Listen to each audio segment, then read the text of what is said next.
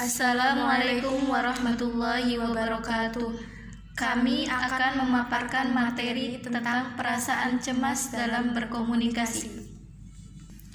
Menurut James Crosskey mengatakan, kecemasan komunikasi adalah istilah yang mengacu pada ketakutan seseorang terkait komunikasi dengan orang lain.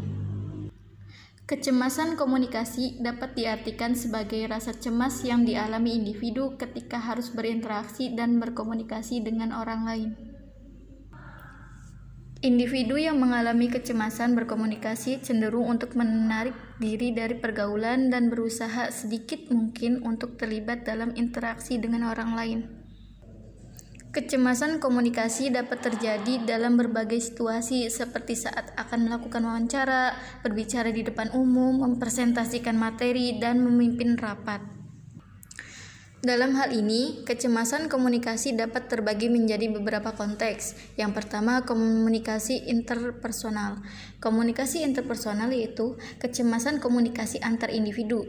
Contohnya, pada saat berbicara empat mata seperti pada saat wawancara. Terus yang kedua ada komunikasi organisasi. Komunikasi organisasi yaitu kecemasan komunikasi pada organisasi biasanya terjadi pada saat musyawarah atau diskusi dalam organisasi. Yang ketiga ada komunikasi kelompok. Dalam komunikasi kelompok, kecemasan komunikasi misalnya dalam presentasi kelompok pembelajaran. Dalam menyampaikan materi presentasi biasanya sering terjadi kecemasan dalam komunikasi. Terus yang keempat ada public speaking. Kecemasan komunikasi sering sekali terjadi pada saat public speaking. Pada umumnya, orang akan merasakan kecemasan saat berhadapan dengan banyak orang. Penyebab kecemasan dalam berkomunikasi. Kecemasan komunikasi disebabkan oleh beberapa hal, di antaranya yang pertama itu kurangnya keterampilan dalam berkomunikasi. Dalam berkomunikasi itu kita juga diperlukan keterampilan agar tidak cemas juga. Yang kedua, kurangnya pengalaman baru. Kecemasan komunikasi dapat terjadi karena orang tidak mengetahui pengalaman baru. Pengalaman baru di sini seperti berita-berita yang sedang menjadi tren, yang sedang viral. Yang ketiga, pengalaman atas kegagalan. Orang yang mengalami kegagalan di masa lalu, mereka itu cenderung akan merasa cemas dalam berkomunikasi. Yang keempat, ketidakdekatan. Orang akan merasa lebih nyaman saat berkomunikasi dengan orang-orang yang telah dikenal sebelumnya dibandingkan dengan orang yang belum dikenal sebelumnya. Jadi dalam komunikasi juga orang yang sudah kita kenal dengan yang belum kita kenal itu menjadi pengaruh. Yang belum kita kenal itu biasanya kita ada kecemasan sebelum berkomunikasi. Yang kelima, tingkat perhatian. Tingkat perhatian dari orang lain berpengaruh pada kecemasan komunikasi.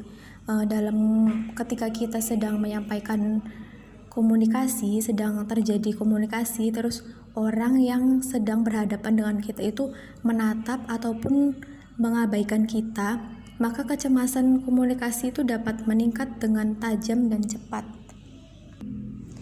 Pandangan dalam kecemasan komunikasi. Kecemasan komunikasi sering dipandang negatif, namun para ahli memandang kecemasan komunikasi itu sesuatu yang positif. Dalam artian, kecemasan komunikasi dapat memicu seseorang untuk memberikan penampilan terbaiknya. Jadi para ahli itu memandang kecemasan komunikasi itu sesuatu positif agar orang itu terus ingin menampilkan yang terbaik dan yang terbaik terus.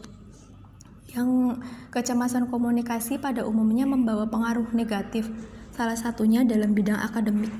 Dalam bidang akademik, orang yang memiliki kecemasan komunikasi akan cenderung tidak mengungkapkan pendapatnya.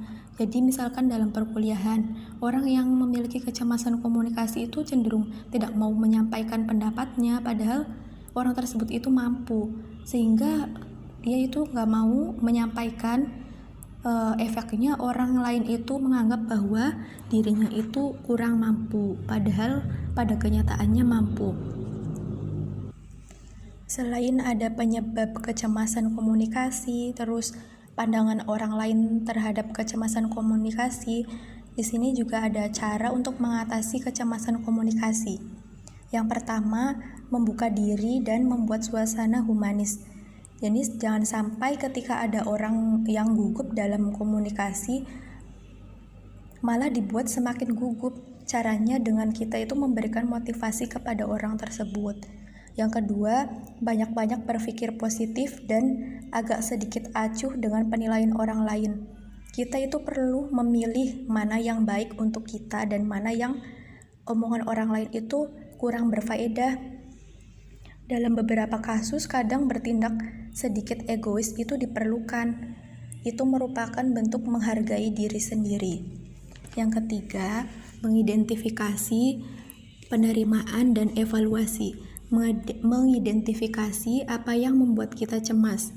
Dan penerimaan itu menerima atau tidaknya pikiran yang menyadari timbulnya kecemasan komunikasi. Jadi dalam penerimaan itu kita nggak harus selalu menerima, tapi kita juga harus memilih mana yang harus diterima dan yang tidak. Terus ini ada evaluasi, jadi mencoba mengevaluasi pemikiran yang muncul yang menjadikan kecemasan dalam komunikasi. Sekian pemaparan materi yang bisa kami sampaikan. Kurang lebihnya mohon maaf. Wassalamualaikum warahmatullahi wabarakatuh.